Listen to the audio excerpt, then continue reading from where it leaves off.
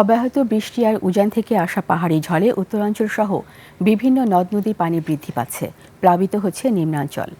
ভারতের গজলডোবা ব্যারেজের সবগুলো গেট খুলে দেয় রংপুরের চরাঞ্চলে 8টি গ্রামে পানি প্রবেশ করে পানিবন্দী হয়ে পড়েছে 5,000 মানুষ। সিরাজগঞ্জে যমুনার পানি কমতে শুরু করলেও বাড়ছে শাখা নদীর পানি। প্রতিনিধিদের তথ্য ভিডিওতে মাসুম আলিসার প্রতিবেদন।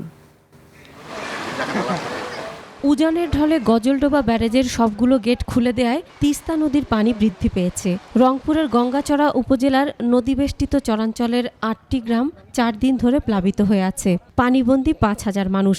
এছাড়াও কোলকন্দ ইউনিয়নের নাচনিয়া শঙ্করদাহ গ্রামের অনেক বাড়িতে পানি প্রবেশ করেছে।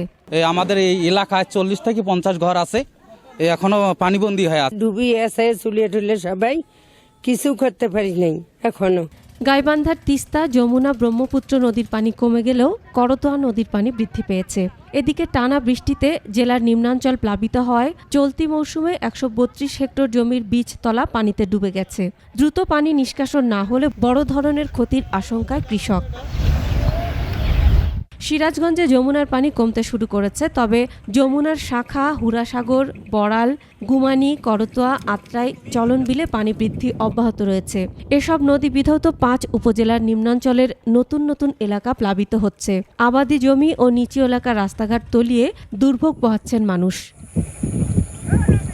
এদিকে সিরাজগঞ্জে অতিবৃষ্টিতে নাকাল হয়ে পড়েছে জেলাবাসী। বৃষ্টির কারণে অতি প্রয়োজনে যারা ঘর থেকে বের হচ্ছেন তারা পড়েছেন বিপাকে। দোকানপাট খুলতে পারছেন না সাধারণ ব্যবসায়ীরা।